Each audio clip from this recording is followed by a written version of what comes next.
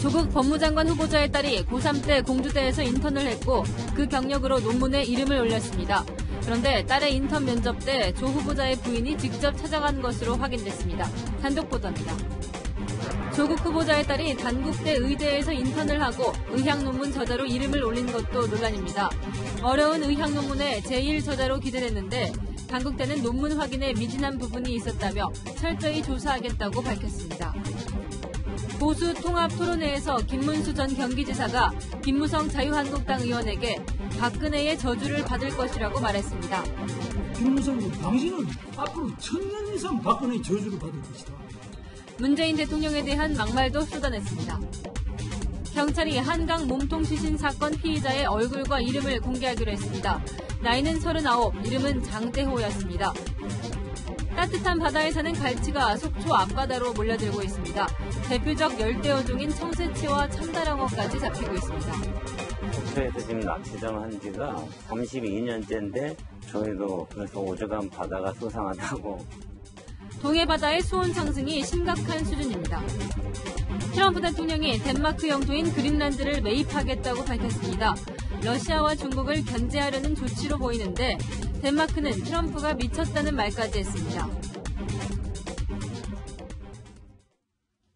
여러분 안녕하십니까? 조국 법무장관 후보자가 청문회 날짜가 잡히기 전부터 매서운 검증의 칼날 위에 서 있습니다. 이제는 의학전문대학원에 재학 중인 장녀가 고등학교 때 발표한 논문이 논란입니다. 핵심은 이겁니다. 외국어고를 다니던 고2 문과생이 어떻게 단 2주간 병원에서 인턴을 했을 뿐인데 의과대학 박사들을 제치고 논문의 제1저자가 될 수 있었느냐는 겁니다. 단국대 의대는 사과한 뒤에 일단 진상조사를 시작했습니다. 첫 소식 최주연 기자가 보도합니다. 외국어 고등학교에 입학한 조국 후보자의 딸 조모 씨는 이공계 진학을 위한 스펙 쌓기에 나섭니다. 고2 때인 지난 2008년 단국대 의과대에서 2주 인턴을 하면서 신생아 유전자 분석 논문을 제1저자로 대한병리학회에 등재합니다. 고3 때인 2009년에는 공주대 생명공학연구실에서 인턴을 하며 홍조식물 유전자 분석 논문을 국제학술대회에서 제3저자로서 발표합니다. 조 씨는 대입 전형 자기소개서에 인턴십 성과로 논문에 이름을 올렸다는 점을 강조했고 K대 이공계학과에 합격합니다. 조 후보자가 지난 2010년 외고가 대입 명문고가 아니라 원래 취지인 외국어 특성화학교로 돌아가도록 만들자고 주장한 것과 배치되는 모습입니다. 고등학생의 1저자 등재에 대해 논란이 커지자 단국대는 연구 논문 확인에 미진한 부분이 있었다며 사과했고 진상조사에 나섰습니다. 그러면서 조 후보자 측이 학부형 인턴십 프로그램에 참여한 것이라고 해명한 것에 대해 교원 개인이 진행한 비공식 프로그램이라고 선을 그었습니다. 채널A 뉴스 최주현입니다. 네, 조금 전 리포트에서 본 단국대 의과대학 논문은 고2 때 쓴 겁니다. 자, 조국 후보자의 작년은 고3 때에는 공주대에서 논문을 또 한 편 썼습니다. 교수 연구실에서 인턴을 했기 때문에 가능했는데 이번 교수는 어머니와 대학 동기이자 서클 친구였습니다. 해당 교수는 조국 후보자의 부인이 공주대로 찾아와서 만났다고 말했습니다. 강병규 기자의 단독 보도입니다. 조국 후보자의 딸 조모 씨는 고3 때인 2009년 여름 인턴 면접을 위해 공주대 생명공학연구실을 찾았습니다. 그런데 이때 조 후보자 부인 정모 씨도 딸과 함께 연구실에 왔습니다. 면접을 봤던 공주대 A 교수는 조 씨 어머니를 보고 깜짝 놀랐습니다. 서울대 재학 시절 천문학 동아리에서 함께 활동했던 아는 사이였기 때문입니다. A 교수는 조 씨 어머니가 누군지 몰랐었다면서 내가 면접 교수인 줄 알고 신기해서 딸과 같이 왔다고 정 씨가 말했다고 당시 상황을 설명했습니다.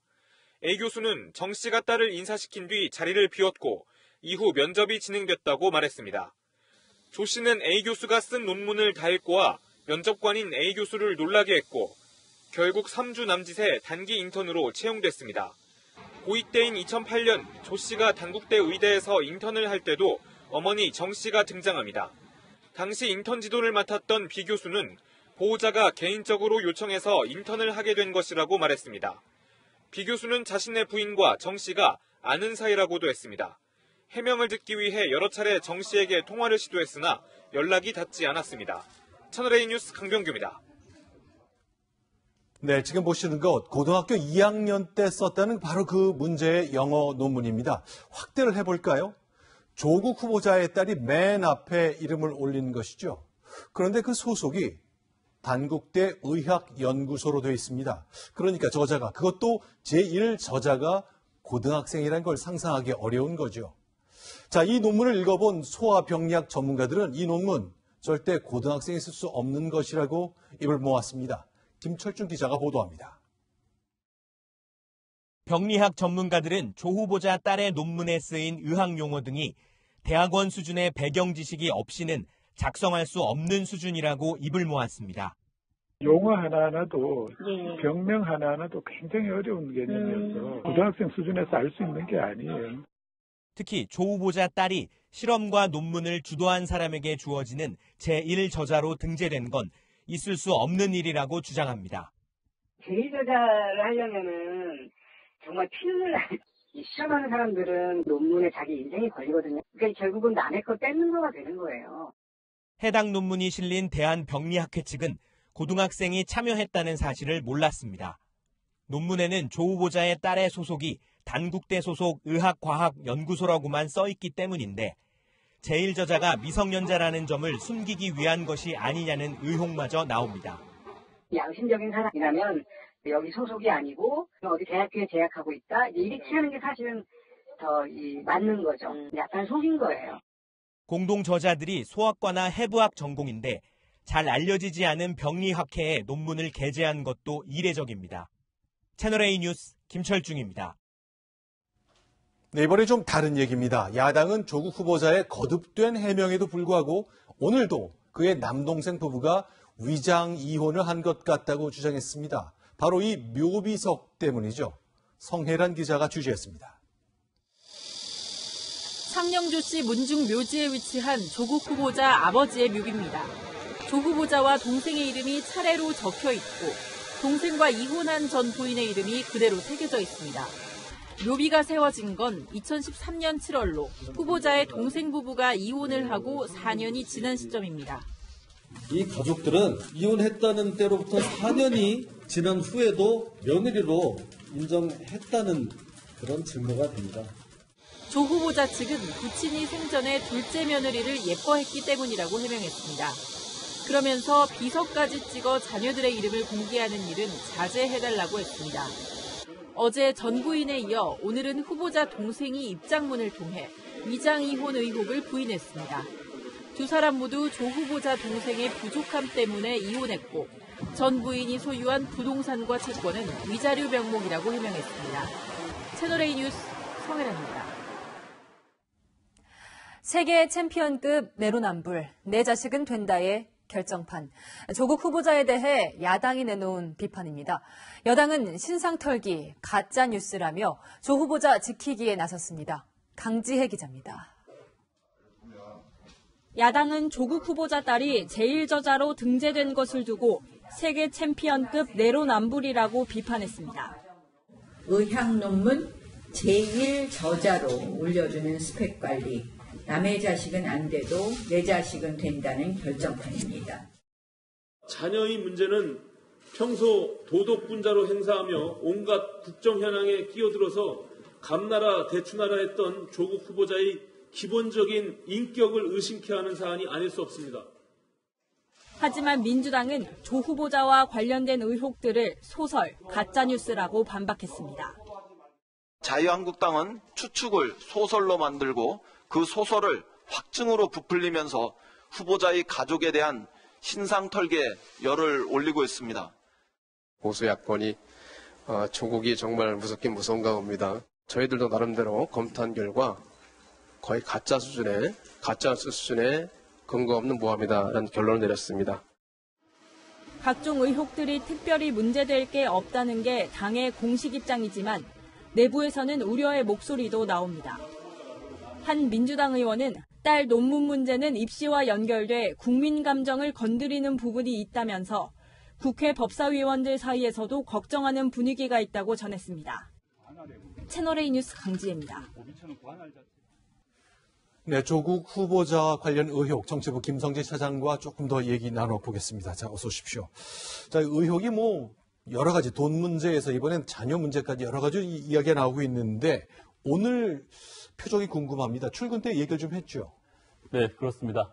오늘은 트레이드 마크를 할 수가 있는 항상 들고 있던 텀블러 대신에 파란색 서류초를 들고 기자들 앞에 섰습니다. 네. 그리고 오늘 법무부 장관이 되면 펼치고 싶은 정책이라며 5분 넘게 설명을 이어갔는데요. 갑작스러운 정책 발표, 그 이유를 물었습니다. 검증이 거세지는 시점에 굳이 후보자로서 이례적으로 정책을 발표하시는 이유가 있으신가요? 지금 내정 시에 말씀드린 약속을 지키는 것입니다. 네, 하지만 불거지고 있는 각종 의혹들에 대해서는 답을 피했습니다.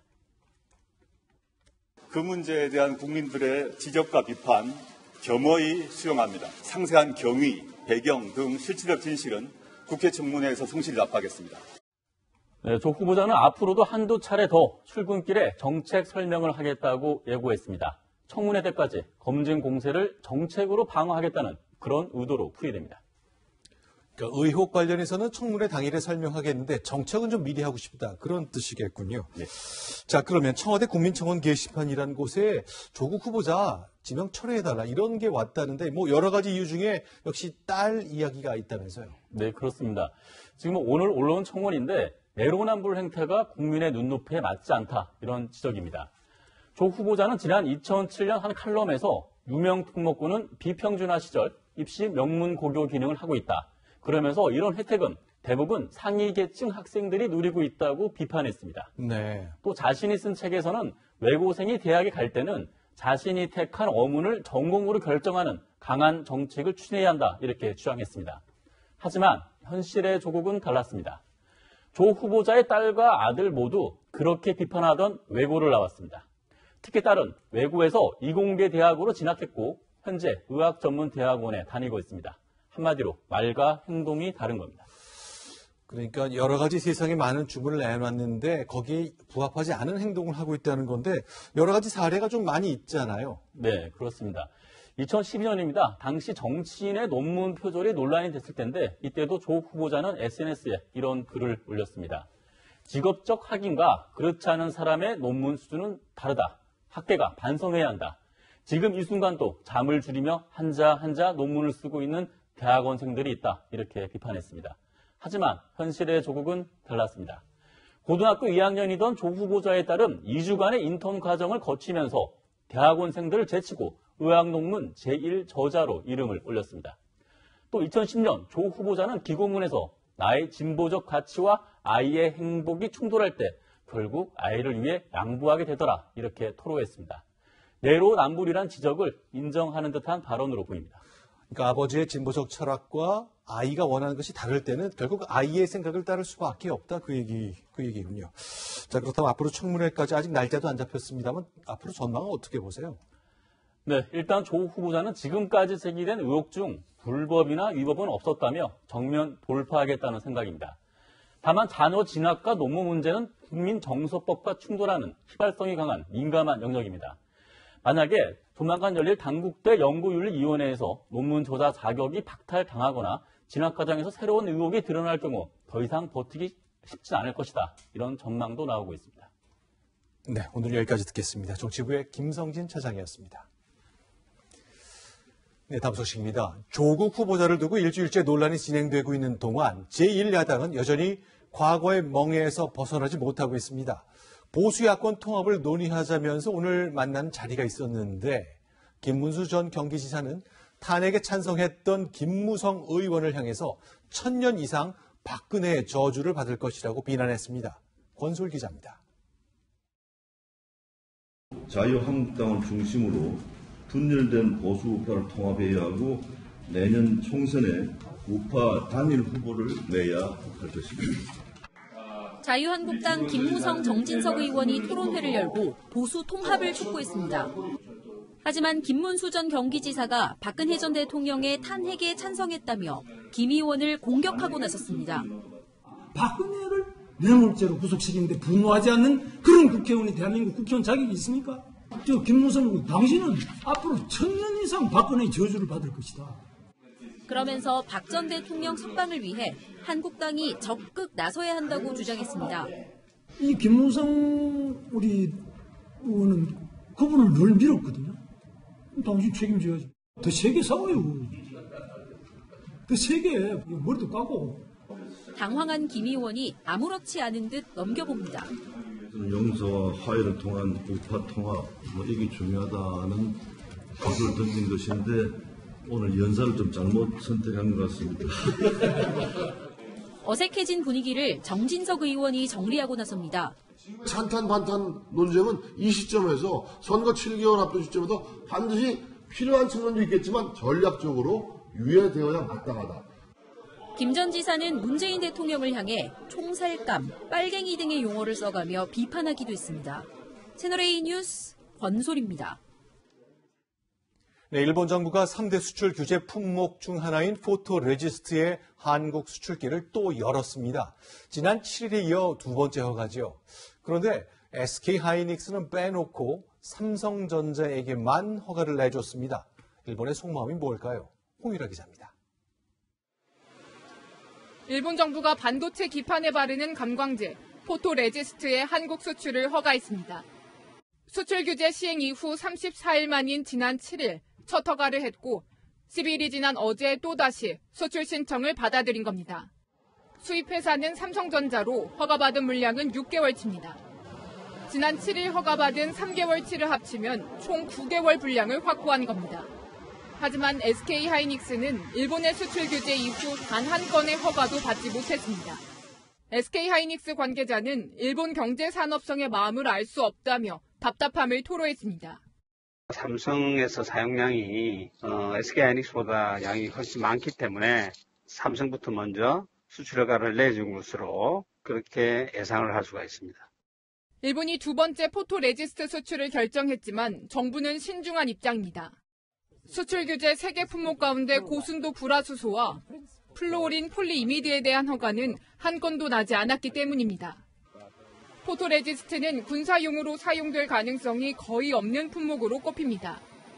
업계에서는 일본의 2차 수출 승인이 수출 규제 조치에 대한 명분 쌓기용이란 분석이 나옵니다. 채널A 뉴스 홍유라입니다. 네, 한 달 전 우리 국회의원들은 도쿄에까지 갔지만 자민당 2인자를 만나지도 못했습니다. 그때 강창일 의원은 이렇게 분노했었죠. 우리가 이 거지도 아니고 왜 합니까? 네, 그때 약속을 펑크냈던 사람 니카이 자민당 간사장인데 어제 박지원 의원을 만났습니다. 또 오늘은 일본 국회의원들과 우리 전직 의원들이 만났습니다. 도쿄에서 김범석 특파원입니다. 일본 도쿄에 있는 국회의사당 옆 중의원 회관.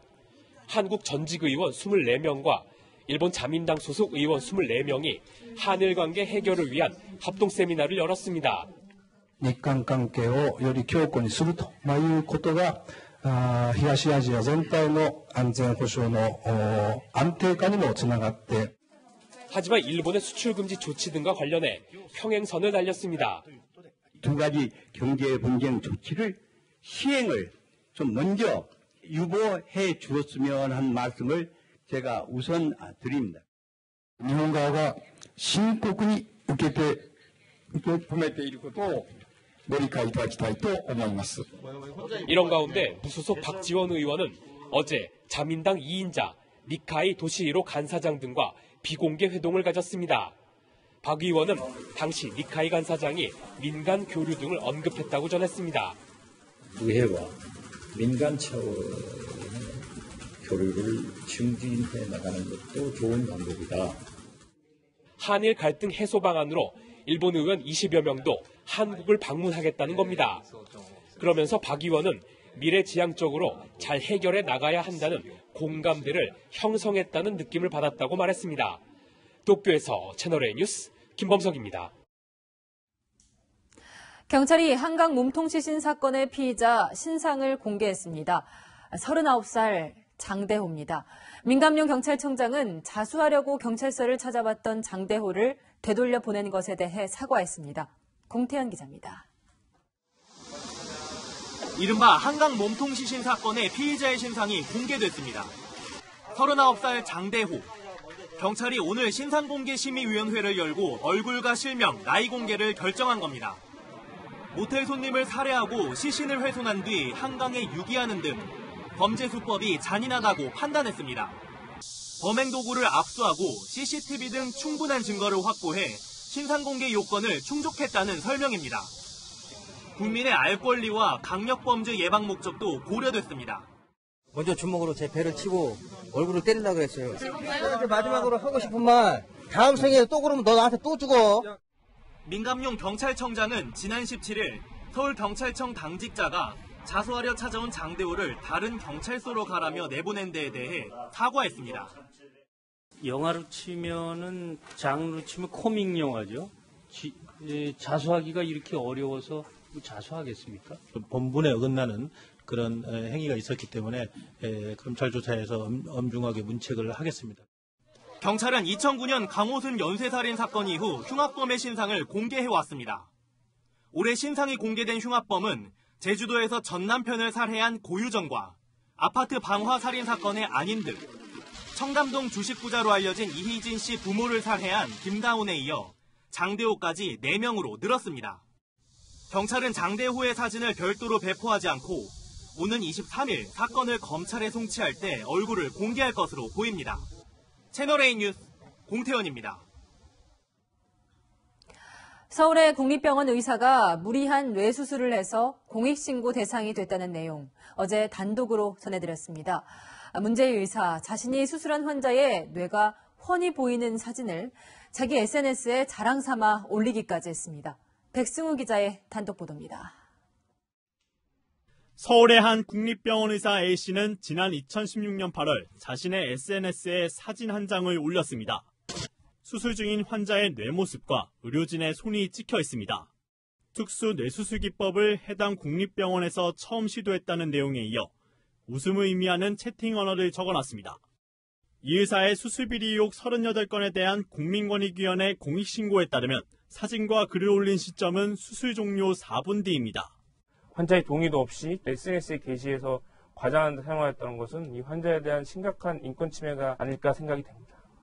의사 A씨가 환자에게 뇌압을 줄이기 위한 개두 수술을 한다며 동의서를 받은 뒤 수술 중 마음대로 수술 기법을 바꾼 것도 문제라는 지적입니다.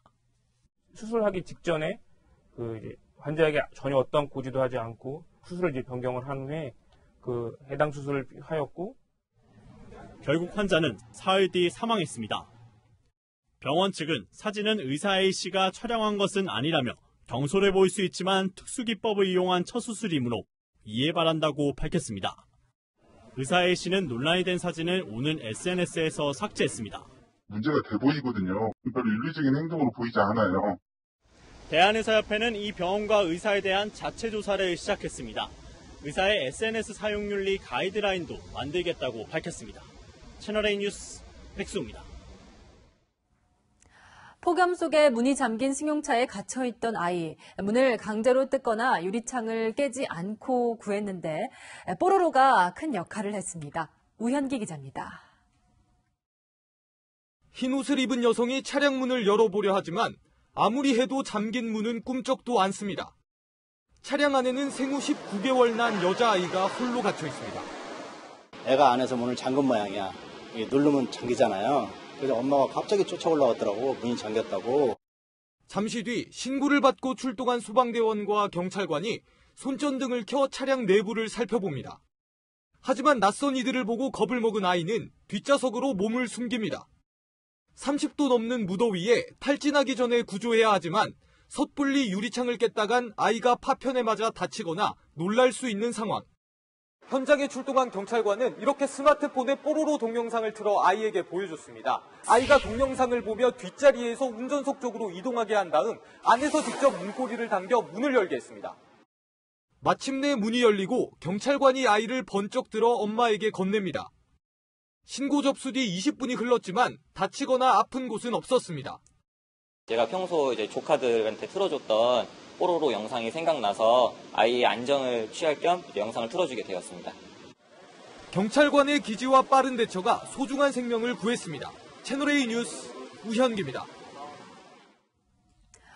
풀뿌리 민주주의의 바탕이 돼야 할 지방의회가 부끄러운 모습들을 보이고 있습니다. 자기 의견이 안 통한다고 자해 소동을 벌이고 막말 싸움이 벌어지기도 합니다. 김태영 기자입니다. 충남 공주시 의회입니다. 자유한국당 소속 이창선 의원이 유리 조각을 의장석에 집어 던집니다. 유리 조각을 자신의 배에 대기도 합니다. 중학교 태권도부가 시 보조금을 엉터리로 쓴다며 예산 삭감안을 내놓았지만 삭감안이 취소되자 자해 소동을 벌인 겁니다. 다수당이라 해서 당내당내로 이렇게 예산 심의하면 시민들은 뭐냐. 시민들 혈세가 낭비되는데. 학부모들은 태권도부 코치에 대한 시의원의 보복이라고 주장합니다. 시의원이 코치와 불화를 겪다가 지난 1월 벌금형까지 받자 보조금을 트집 잡고 나섰다는 겁니다. 답답한 거 지나서 진짜 기가 차고 막 이제는 억울한 거에서 분통이 터져요. 시의원들은 이창선 의원에 대한 중징계 요구서를 제출했습니다. 부산 기장군의회에선 오규석 군수의 태도가 논란입니다. 군 의원이 의회 내 위원회 변경 기준을 묻자 화를 냅니다. 이 신문도 참 황당한데 그럼 부서에 물어보셔야죠. 언니 공부 좀 안 하십니까? 그거를 저 군수인데 물어봅니까 그걸. 무릎 꿇고 사과하라는 요구도 이어집니다. 16만 원 좀 국민 앞에 무릎 꿇고 사과하세요. 무릎 꿇고. 어디서 감히 함부로 말씀하시오. 자해 소동에 막말 싸움까지 이어지면서 지방 정치에 대한 실망도 커지고 있습니다. 채널A 뉴스 김태형입니다. 해외 원정 도박을 한 혐의 등으로 수사를 받는 양현석 전 YG 대표 프로듀서가 출국 금지 처분을 받았습니다. 경찰은 이르면 다음 주 양 전 대표를 불러서 조사할 예정입니다. 사공성근 기자입니다. 양현석 전 YG 대표 프로듀서에 대한 출국 금지 처분 이유는 도주 우려입니다. 앞서 원정 도박 의혹을 받은 가수 승리 역시 지난 3월부터 출국 금지된 상태입니다. 경찰은 양 전 대표가 2017년에서 2018년 사이 2주간 미국 라스베이거스 MGM 호텔 카지노에 10여 차례, 2000년 초반부터 마카오 카지노에 수차례 드나들며 수십억 대 불법 도박한 혐의를 조사 중입니다. 이른바 환치기 수법으로 도박 자금을 마련한 혐의도 두고 있습니다. 이 과정에서 계열사 자금을 횡령했다는 의혹도 수사 대상에 포함됐습니다. 이와 함께 양 전 대표는 2014년 서울과 모나코에서 외국인 재력가들에게 성매매를 알선한 혐의도 받고 있습니다. 경찰 관계자는 성매매 알선 혐의 공소시효가 임박한 상황에서 조만간 양 전 대표를 소환 조사하기 위한 일환으로 출국 금지 조치했다고 말했습니다. 경찰은 이르면 다음 주 양 전 대표를 소환해 상습 도박과 성매매 알선 혐의를 한꺼번에 조사할 예정입니다. 채널A 뉴스 사공성근입니다. 네, 갈치는 수온이 따뜻한 남해에서 주로 서식합니다. 그런데 한참 위쪽인 강원도 앞바다에 갈치떼가 등장했습니다. 폭염에 수온까지 오른 탓인데요. 강경무 기자가 보도합니다. 해가 막 떠오른 새벽녘, 낚시꾼의 손놀림이 분주합니다. 물속으로 들어간 찌를 확인하고 낚싯대를 들어올리자 은빛 자태를 뽐내며 갈치가 올라옵니다. 갈치떼가 속초 청호동 방파제에 처음 나타난 건 지난 7일. 이 소식이 인터넷을 통해 알려지자 전국에서 낚시꾼들이 몰려오고 있습니다. 그 인터넷 게시판이나 밴드 같은데 여기 풀치 붙었다고 그 소식이 전해져가지고 가족 여행 겸 해가지고 겸사겸사 온 거예요. 갈치는 제주도와 남해, 서해같이 온대, 아열대 해역에서 주로 잡히는데요. 이처럼 강원도 앞바다의 모습을 드러낸 건 이례적입니다. 낚시점 한 지가 32년째인데 그네 낚시꾼들한테 잡히기는 올해가 처음인 것 같아요. 저희도 그래서 오죽하면 바다가 소상하다고. 따뜻한 바다에 서식하는 갈치가 동해안에 나타난 건 수온 상승 때문으로 추정됩니다. 1968년부터 지난해까지 50년간 동해의 연평균 수온은 1.43도 올랐는데 전 세계 평균 상승 온도에 비해 3배 가까이 높습니다. 해역에 비해서 동해 쪽 수온 상승률이 높다라고 아열대화 가능성이 있는 거고요. 수온이 오르면서 대표적인 열대 어종인 청새치가 그물에 걸렸고 참다랑어의 동해안 어획량도 점차 늘고 있습니다. 채널A 뉴스 강경모입니다. 네, 멸종 위기에 놓인 바다 거북이죠. 해양수사부는 4년 전부터 이렇게 구조한 바다거북을 치료해서 다시 방류하고 있는데요. 이후에 이동 경로를 추적해보니까 다른 나라에서 겨울을 난 뒤 다시 돌아온 사실을 처음으로 확인했습니다. 김남준 기자입니다. 백사장에 풀어놓은 바다거북들이 엉금엉금 바다로 기어갑니다.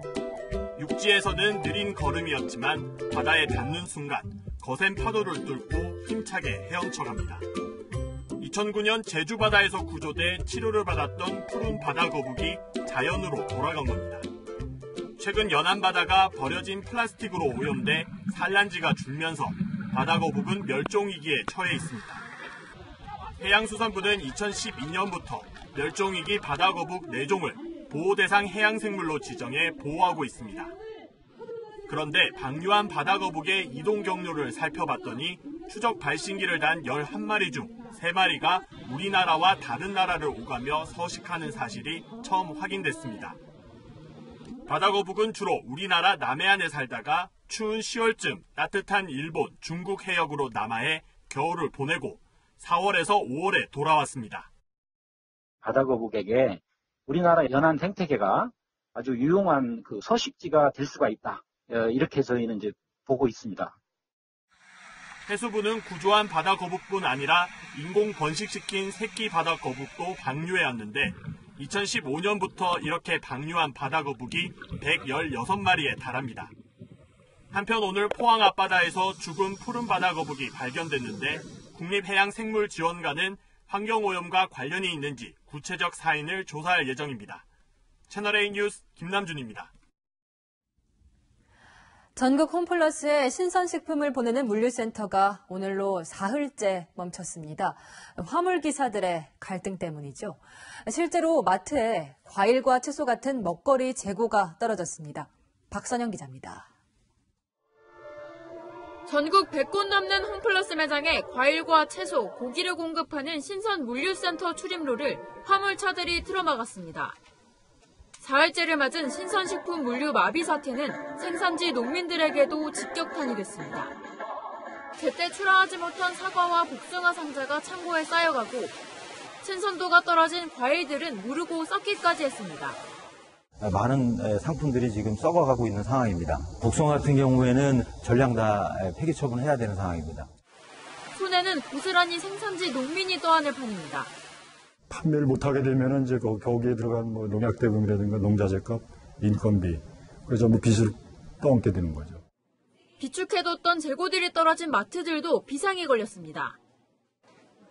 오전 11시 50분이 갓 지난 시간입니다. 여느 때면 새로 배송된 토마토와 자두가 빼곡히 진열되어 있을 시간이지만 지금은 텅 비어있는 상태입니다. 빈 진열대에는 배송 지연을 알리는 안내문만 붙어 있습니다. 마트를 찾은 소비자들도 헛걸음하는 불편을 겪었습니다. 대파랑 과일 종류 좀 사러 왔는데 좀 텅 비어 있어서 지금 많이 못 살 것 같아요. 과일이 없잖아요. 대책을 세워서 갖다 놓던지 뭐 이렇게 해야 되지 않겠어요? 홈플러스 측은 물류 마비로 인한 하루 피해액이 30억 원에 달할 것으로 추산했습니다. 채널A 뉴스 박선영입니다. 오늘부터 추석 기차표 예매가 시작됐습니다. 컴퓨터와 스마트폰으로 간편하게 예매할 수 있는데 이런 방법이 어려운 어르신들도 많습니다. 안보겸 기자가 만나봤습니다. 추석 연휴 열차표 예매 창구에 사람들이 줄지어 있습니다.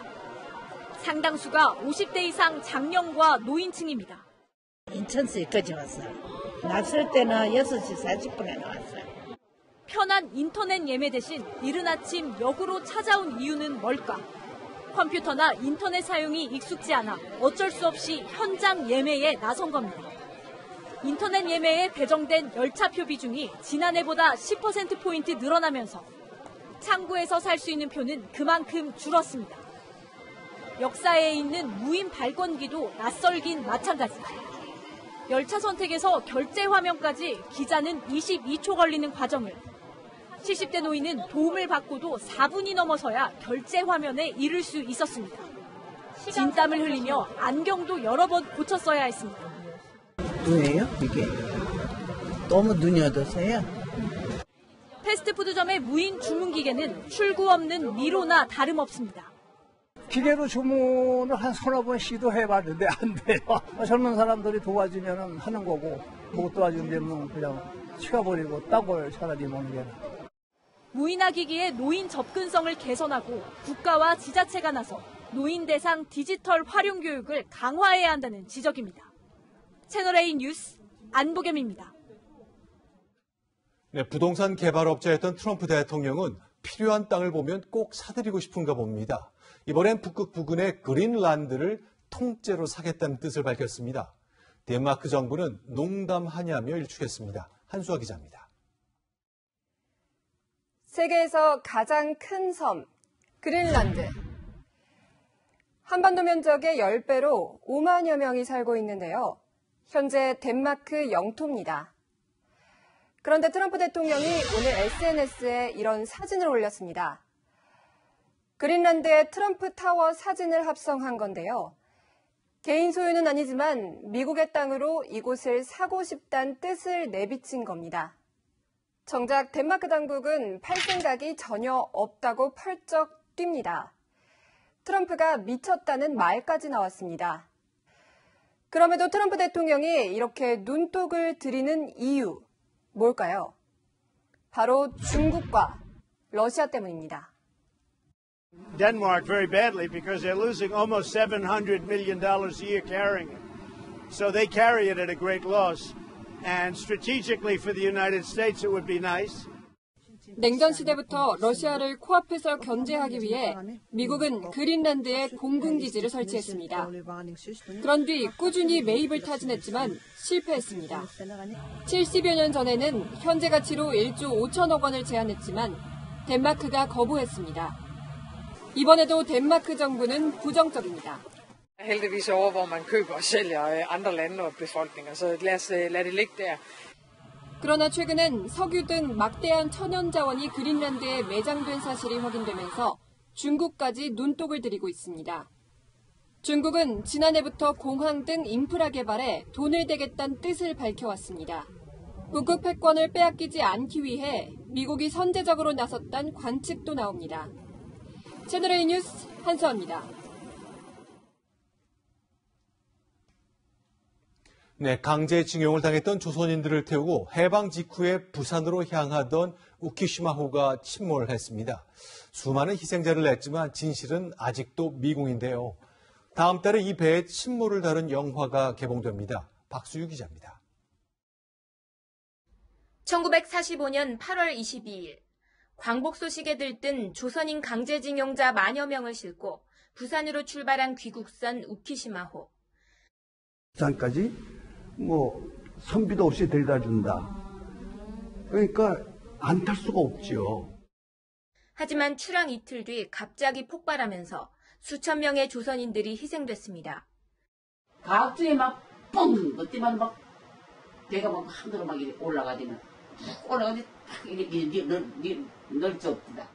이만한 가도 꼬마리노 가도노 아리와なんちゅう人この間岩田さんの横に焼けたお店屋さんあるやろ。あそこの敷地のとこで穴掘って全部したよ。 수십 년간 묻혀있던 우키시마호 사건이 영화로 탄생합니다. 생존자들의 생생한 증언을 비롯해 관련 자료를 수집하는 데만 꼬박 3년이 걸렸습니다. 죽음을 미리 알고 있는 듯한 일본 승조원들의 발언 등 숱한 증거들이 폭침을 가리키고 있다고 제작진은 주장합니다. 해양 단일 사건으로는 가장 많은 사람들이 희생된 사건입니다. 그런데 한국 정부는 모른 척하고 일본 정부는 지금까지 숨기고 있는. 돌아오지 못한 귀국선 우키시마호. 유족들은 이제라도 제대로 된 진상규명을 원하고 있습니다. 내가 하진 못하면은 이거 영원히 묻혀버리겠다. 그 일본한테 사죄도 못 받고 모든 게 끝이 나겠다. 채널A 뉴스 박수유입니다. 네, 조선시대 한양의 서쪽 관문인 돈의문은 4대문 가운데 유일하게 사라졌죠. 104년 만에 IT 기술로 복원됐습니다. 돈의문을 어떻게 만날 수 있는지 정현우 기자의 설명을 들어보시죠. 왕복 8차선 도로 위에 스마트폰 카메라를 비추니 근엄한 성문이 나타납니다. 104년 전 철거된 조선 수도 한양의 서쪽 관문, 돈이문입니다. 색색의 단청은 물론 세세한 구조까지 재현해냈습니다. 맨눈으로 보면 길 위로 차만 지나다니지만 스마트폰으로 보면 증강현실 기술로 복원된 돈이문의 모습이 보입니다. 돈이문 애플리케이션을 내려받아 실행시키면 사라진 돈이문을 만날 수 있습니다. 의로움을 돈독하게 한다는 뜻의 돈이문은 일제강점기인 1915년 철도를 확장한다는 이유로 헐렸습니다. 철거를 해서 도로 깎는 데 활용을 하고 목재는 매각해서 소각처리 해버렸습니다. 아쉽게도 이렇게 허무하게 돈이문이 사라졌고, 서울시와 문화재청은 수차례 실물 복원을 시도했지만 주변 교통난과 수백억 원에 이르는 보상 문제로 번번이 무산됐습니다. IT 강국의 힘을 여러 단체가 모여서 오늘 이 시대에 맞게 다시 복원한다는 것, 그것의 의미를 오늘 다시 저희가 깨닫게 되고, 돈이문 박물관 마을에는 가상현실 공간도 만들어 시민들이 돈이문을 간접 체험할 수 있도록 했습니다. 채널A 뉴스 정현우입니다. 네, 만약 반도체 다음으로 일본이 수출 규제를 한다면 첨단 소재인 탄소 섬유가 꼽히지요. 일본이 세계 시장을 70% 정도 장악한 소재인데 우리 기업 효성이 1조 원을 투자해 기술 독립을 꿈꾸고 있습니다. 김주환 기자입니다. 친환경 미래자동차로 주목받는 수소차. 핵심 부품인 수소연료 탱크를 탄소섬유로 만듭니다. 강철보다 10배 강하지만 무게는 4분의 1에 불과한 탄소섬유는 핵심 미래 소재로 꼽힙니다. 문제는 일본이 세계 탄소섬유 시장의 70%를 장악해 일본 의존도가 높다는 점입니다. 하지만 효성이 자체 개발에 성공해 국산화에 속도가 붙었습니다. 매년 성장률이 10%가 넘습니다. 국산화에 대한 필요성과 사명감이 있었기에 가능한 일이었습니다. 현대차와 수소연료 탱크 시험을 진행하고 있는데 마지막 단계만 남겨뒀습니다. 총격 시험과 해외기관 인증만 통과하면 국산 탄소섬유로 만든 수소차 연료 탱크가 탄생합니다. 일본 수준 한 95% 품질하고 가격에서 약간 차이는 보이는데 이런 문제들이 다 해결 가능하다고 보는 거죠. 대규모 양산을 위해 효성이 공장 규모를 늘리자 문재인 대통령도 현장을 찾았습니다. 소재 부품 국산화 의지를 드러내며 탈일본 전략을 강조한 겁니다. 아무도 흔들 수 없는 나라, 책임 있는 경제 강국이 되기 위해서는 핵심 소재의 특정 국가 의존도를 줄여야 합니다. 효성은 10년간 탄소섬유 분야에 1조 원을 투자해 글로벌 톱3에 진입하겠다는 목표를 밝혔습니다. 채널A 뉴스 김지환입니다. 디젤 게이트로 물의를 빚었던 아우디 폭스바겐이 배출가스 조작으로 또 적발됐습니다. 그것도 새로운 방법으로 조작했습니다. 박정석 기자입니다. 독일의 프리미엄 차량인 아우디의 A6 차량입니다. 배출가스를 줄인 유로6 인증을 받았지만 배출가스 저감 장치가 조작된 것으로 드러났습니다. 이 차량뿐 아니라 포르쉐를 포함해 폭스바겐 그룹의 8개 차종에서 같은 문제가 적발됐습니다. 해당 모델은 국내에서 10,000대 넘게 팔렸습니다. 2015년 디젤 게이트 당시 EGR로 불리는 배출가스 재순환 장치를 조작했다면 이번에는 요소수 분사량을 조작했습니다. 디젤 차량의 배기가스를 줄이기 위해 암모니아 수용액인 요소수를 뿌리는 시스템을 갖췄지만 시속 100km 넘게 고속 주행하면 요소수 분사량을 줄이도록 한 겁니다. 이 때문에 미세먼지의 원인 물질인 질소산화물 배출량이 일반 주행할 때보다 10배가 많았습니다. 일반 주행 조건으로만 인증을 받는다는 허점을 노린 겁니다. 암모니아 분사량이 감소된다는 점에서 새로운 방식의 불법 조작입니다. 배출가스 조작 문제가 갈수록 다양화되어가고 있다고. 전문가들은 요소수 비용을 아끼면서 연비를 높이려는 꼼수로 보고 있습니다. 시험상에서는 잘 동작되게 만들고 길거리에 나와서는 그런 동작을 멈춤으로 인해서 좀 더 연비를 높인다든지. 환경부는 아우디 폭스바겐과 포르쉐를 검찰에 고발하고 판매 금지와 강제 리콜 명령을 내리기로 했습니다. 채널A 뉴스 박정서입니다. 북한 매체가 뜬금없이 우리 경제까지 걱정해주고 있습니다. 어떤 내용인지 유주은 기자가 전해드립니다. 오늘 북한 노동신문에 실린 글입니다. 일본의 경제 침략 행위로 위기에 직면한 상황에서 미국이 숨통을 조이는 방위비 분담금 증액 청구서를 들이대고 있다고 전했습니다. 그러면서 남조선을 탐욕을 채워주는 수탈의 대상, 노복으로밖에 여기지 않는 상전의 심보라고 비난했습니다. 또 방위비 청구서를 찢어버리라고 목소리를 높였는데 교묘하게 한미동맹을 이간질하고 있는 겁니다. 대외 선전 매체들도 미국의 방위비 인상 압박 비난에 가세했는데 정작 트럼프 대통령이 밀어붙이고 있다는 건 언급하지 않았습니다. 한미동맹을 약화시키고 그러면서도 미국하고는 대화를 하겠다는 입장에서 트럼프 대통령에 대한 직접 비난은 삼가고 이런 가운데 한미는 방위비 분담금 협상에 시동을 걸었습니다. 양국 협상 대표가 오늘 서울에서 비공개로 만난 겁니다. 11차 방위비 분담 협상을 앞두고 사전 협의 성격의 면담인 것으로 알고 있습니다. 오늘 방한한 스티브 비건 미 국무부 대북특별대표도 2박 3일간 머물며 이도훈 한반도 평화교섭본부장, 청와대 통일부 인사들과 만날 계획입니다. 채널A 뉴스 유주은입니다. 호날두 노쇼로 한국에서 무리를 빚은 유벤투스가 본국 이탈리아에서도 삐걱대고 있습니다. 김유빈 기자입니다.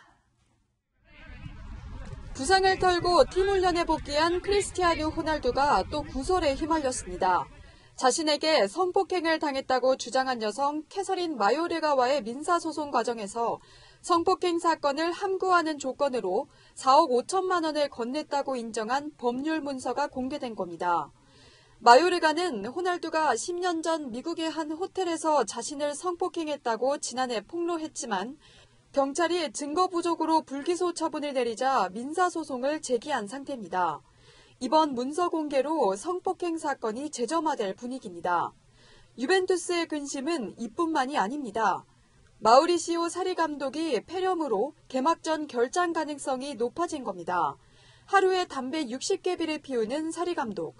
지난달 방한 때도 담배를 물고 사인을 해 논란이 되는가 하면 경기 도중 흡연을 하는 모습이 수차례 조명되기도 했습니다. 늘 담배를 끊었다고 외쳤던 사리 감독.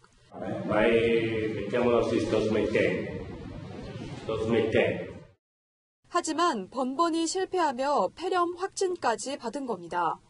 오는 25일 파르마 칼초와의 개막전을 앞둔 유벤투스의 악재가 겹치며 불안의 근심이 커지고 있습니다. 채널A 뉴스 김유빈입니다.